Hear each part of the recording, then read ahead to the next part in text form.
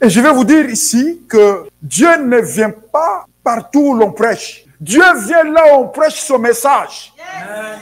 Le message de Yeshua. Yes. De temps en temps, Dieu peut envoyer son ange parce qu'il est miséricordieux. On prêche tellement de choses, Dieu a envoyé chez les anges. Mais pour que lui-même vienne, il faut son message à lui.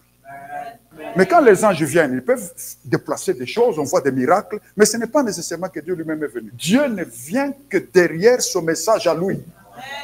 Et nous vivons une époque, avec la pandémie, avec tout ce qui se passe, cette guerre en Ukraine, qui est un moment de passage du monde tel que nous l'avons connu vers un autre monde. Sur le plan de la géopolitique, à plusieurs niveaux, le monde bascule vers un autre monde. Nous ne pouvons pas seulement nous contenter de l'Église comme elle a toujours été faite. C'est le temps maintenant d'une Église revisitée.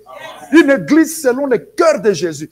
Qu'est-ce que Jésus est en train de faire actuellement sur la terre? Parce que Jésus a dit, si quelqu'un veut me servir, qu'il me suive. Je ne peux pas, Jésus est en train de Jésus, au revoir, mais je suis en train de servir Jésus ici. Non, il faut que je le suive. Si Jésus change de dimension, je le suis dans la dimension où il entre. S'il a toléré avant la pandémie un certain message dans l'Église, Jésus n'est plus en train de le tolérer. C'était un message parce qu'il nous attendait au fait. Maintenant, Jésus impose à son peuple de le suivre là où il est. Et c'est lorsque nous le suivons là où il est que nous devenons sages et intelligents. Dans Malachie chapitre 3, verset 1.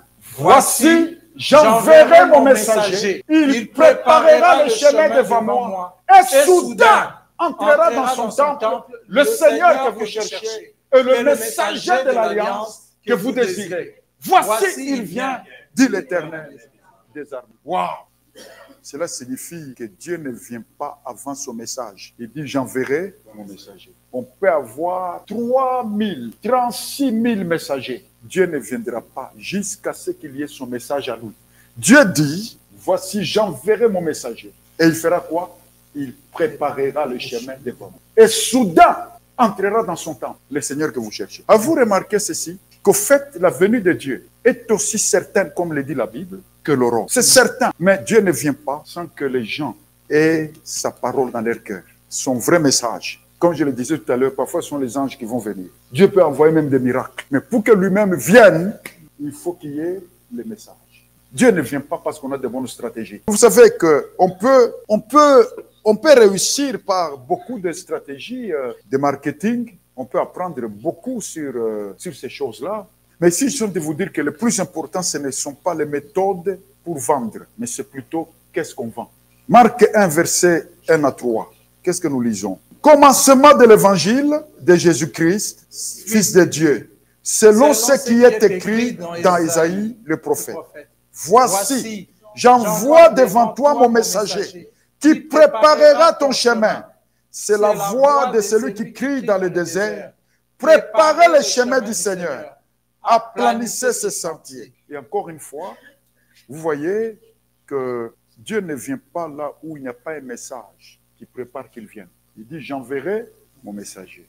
Et d'ailleurs, vous voyez là, dans cet évangile selon Marc, il est écrit que c'est ça le commencement de l'évangile. Vous êtes dans une église pendant 30 ans, mais l'évangile n'a jamais commencé. Parce que l'évangile commence avec un certain message. Si ce message est là, vous allez voir l'évangile. L'évangile, ce ne sont pas des paroles. L'évangile, c'est la puissance de Dieu. L'évangile, c'est la puissance de Dieu pour le salut des hommes. Cet évangile-là, la Bible dit, il commence quand le message est là. C'est pourquoi l'évangile seulement commence par « Voici le commencement de l'évangile ». Tu peux être dans une église qui fête même 100e année de l'existence de l'église, mais l'évangile n'a jamais commencé. Pourquoi? Parce que les messages qui sont dans l'église là, ce n'est pas le commencement de l'évangile. Ça n'enclenche pas l'évangile. L'évangile commence par un certain message. Et ce message, c'est lequel? Si on veut s'aligner sur le plan de Dieu, en tant qu'enfant de Dieu, ne vivez pas pour entretenir votre vie. Vivez pour préparer votre éternité. Amen. Préparez le chemin du Seigneur. Dites Amen. Amen. Or, une grande quantité des églises travaillent sur l'entretien de la vie. Tu viens à l'église, on entretient seulement ta vie. Comment tu vas avoir un nouveau travail? Comment tu vas augmenter ton salaire? Comment tu vas devenir un grand? Comment tu vas percer? Comment tu vas guérir? Comment tu vas avoir ceci? Comment tu vas avoir ceci? C'est Dieu qui est au service des hommes. Tout le temps, Dieu au service des hommes. Dieu au service des hommes. Mais le vrai évangile met les hommes au service de Dieu. Il y a un évangile qui est là juste pour que tu sauves ta vie. Comment tu vas sauver ta vie? Comment tu vas sauver ta vie? Mais le vrai évangile t'enseignera comment donner ta vie. Comment donner ta vie. Comment donner ta vie.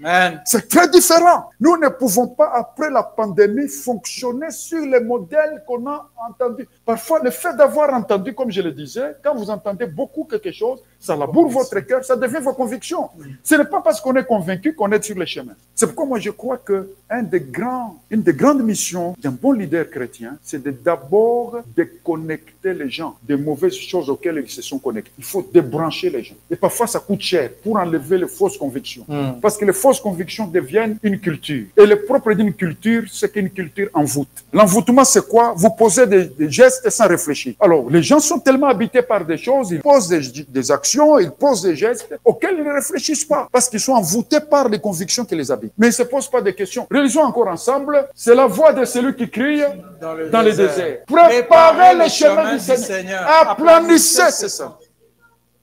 La Bible dit, c'est ça le commencement de l'évangile. Quand on commence à préparer la venue de Jésus, quand on commence à préparer les hommes pour leur rencontre avec Dieu, la Bible dit, c'est le commencement de l'évangile. Amen. Dieu vient derrière ce message-là. Dites avec moi, le message de la préparation. Le message de la préparation de l'Église pour la rencontre du Seigneur est plus important que le message de l'entretien de l'Église. Je ne dis pas que l'entretien de frères et sœurs en ce qui concerne la guérison des maladies, en ce qui concerne la réussite de leur vie est mauvaise. Non. Mais en ordre de priorité, c'est remorqué au principal. Le principal, c'est la préparation. Les gens ne viennent pas à l'église d'abord pour avoir une promotion au travail. Ils viennent d'abord pour être préparés. Amen. Être préparés à la vie éternelle. Amen. Quelqu'un déclare un mot amen. Amen. De la sorte que je réussisse au travail ou pas, ce n'est pas le contrat que j'ai avec Dieu. Le contrat que j'ai avec Dieu, c'est m'amener au ciel d'abord. Réussir au travail, ça peut venir maintenant ou après, ça attendra. Mais être préparé pour le ciel, c'est le travail de l'Église. Moi, je dis toujours aux gens, écoutez, si vous voulez seulement avoir de l'argent, mais à l'Église, moi, je ne suis pas un financier. Si vous voulez que je vous apprenne à comment avoir l'argent, vous êtes au mauvais endroit. Allez à l'université.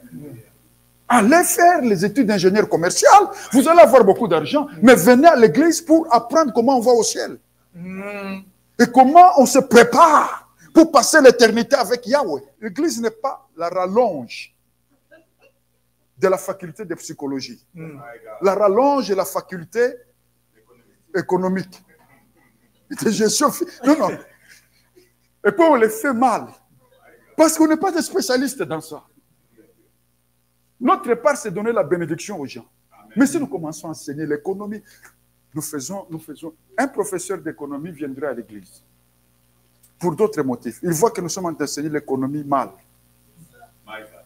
Il ne va pas revenir à l'église. Il va trouver que nous sommes des aventuriers.